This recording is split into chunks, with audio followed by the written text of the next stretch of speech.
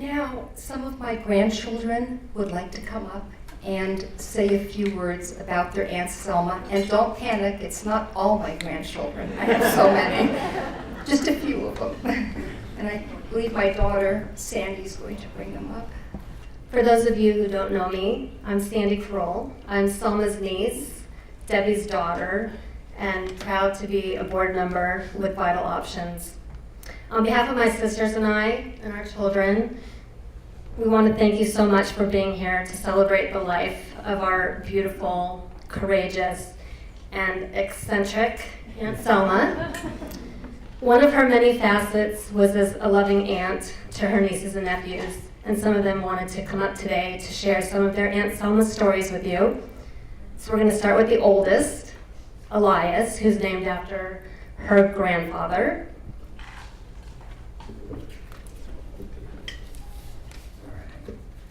Hi, I'm Eli, and I would like to share something special about my Aunt Selma. She loved every single one of her nieces and nephews dearly, and in spite of how busy she was at any given time, she would always make the necessary time for me when I needed her most. One of my most treasured memories I have of her was my bar mitzvah. She played a special and important role in the ceremony. Also, during this time, she was our family historian. She passed down to me a few very special items that belonged to my great-grandfather that were used in the bar mitzvah. She came up to the pulpit and explained each item's significance to our family history, most especially one of my great-grandfather's kippahs, which she placed upon my head. It was not only a special time for me, but also meaningful for everyone in the whole family. And it was also the last time the entire family was together, and this cherished memory will always bear a place in my heart. Also, something you may not know about my Aunt Selma is she made the very best guacamole and popcorn ever. She used to always come over to our house and set up in our kitchen. However, you must know that my Aunt Selma was very specific and meticulous as to how she was going to prepare the food. She brought her own bowl, her own utensils, and even brought along her very own popcorn machine. Not to mention, she also kicked my mom out of the kitchen. But that actually turned out to be a good thing. It became my special time with Aunt Selma, and I will always eat guacamole in her honor. But it will never really be the same. She will always be my wacky Aunt Selma, and I miss her so much. I love you, Aunt Selma. Thank you.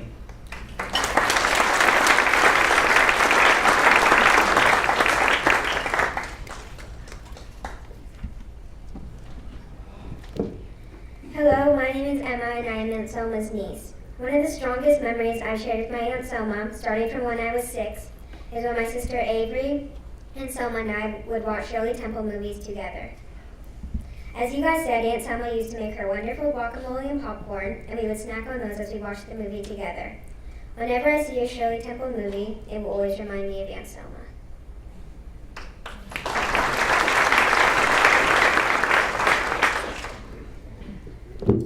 Hi, I'm Avery. I'm Aunt Selma's niece. I'm going to share with you how much she liked animals. She had a passion for caring for animals. My grandparents and I used to take care of her cat Minu when she was out of town. I even made checklists to show Aunt Selma what I did for Minu.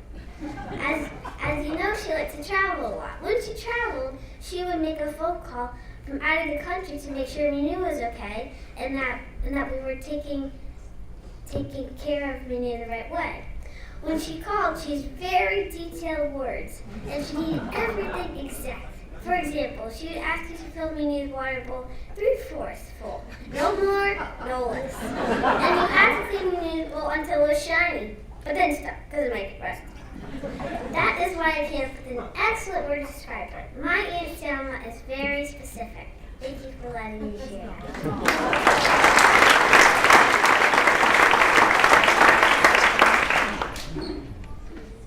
Hi, my name is Jenna, and I'm going to be singing a song I wrote called Wondered. My Aunt Selma had a passion for music and writing, but she never was able to pursue those two dreams. I know that when she heard me sing my song Wondered, it touched her heart, so I'd like to sing the song in her honor. Have you ever wondered why the sun will glow, why the stars will twinkle, or why the moon will show? Have you ever wondered why the swan is white, or why sunsets pink and yellow, or why our nights are fright? Have you ever wondered where the path will end, or where the world begins, where the sunset starts, where the moon will rise?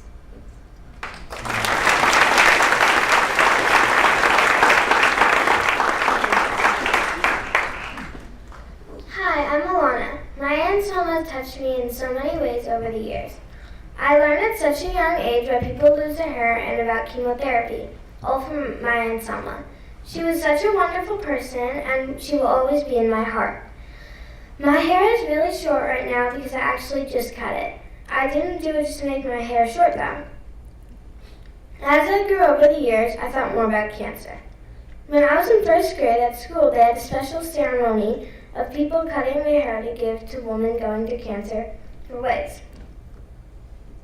I was intrigued by this in Aunt Selma's work, so I really wanted to do this. My hair was too short at the time though, but when I was about 8 years old, I asked my mom if I could donate my hair to a woman in need. Of course she said yes, so I cut my hair and gave it to Pantene, a charity where you cut 8 inches and they use your hair for wigs. It felt so good knowing that I helped somebody out there. The family was so supportive of this idea, and they were really happy that I did it. I even got a letter from Pantene saying thank you. I donated my hair every single time I've cut it since then, which is 3 times. I still love the feeling. Aunt Selma really inspired me to do this. She was so happy I did it.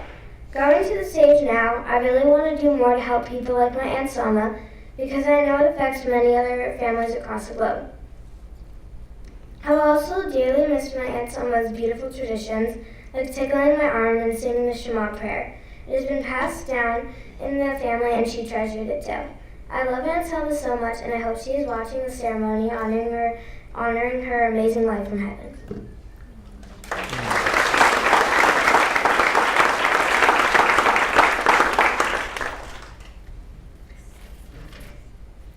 Hi, my name is River. I would like to say something that most of you probably don't know. My Aunt Selma had a very close friendship with Lario Exon, a renowned ballet dancer in Paris. And it was through this friendship that my Aunt Selma gave me a truly incredible gift that I will never forget. For almost 8 years, Lario, who I personally call my Uncle Lario, has been an incredible mentor to me as I pursue my passion of being a classical ballet dancer. Both Selma and Lario have supported and encouraged me through my journey as a dancer, but Selma also brought Birdie, Lario's half-brother, into my life. You may know who I affectionately call Birdie as Dr. Claude Lange-Planchon, who is also the head of Choix Vital in Paris. Both Lario and Birdie are very important people in my life, as they have now become family to me. Now the emails and care packages to and from Paris are endless. So by believing in me and my talent, my Aunt Selma was able to give the gift of an extraordinary guide and mentor, as well as an extended family in Paris in such a deep and meaningful way. My Aunt Selma will always have a place in my heart, and I will never forget her and her enthusiasm for what she worked for. No matter how busy she was, she never missed any of my performances. I will miss her so much, but I know she will always be with me as a guardian angel and muse. I love you, Aunt Selma. 3 kisses. And now I would like to introduce you to Birdie. This is his story about the founding of Choix Vital in Paris. Thank you.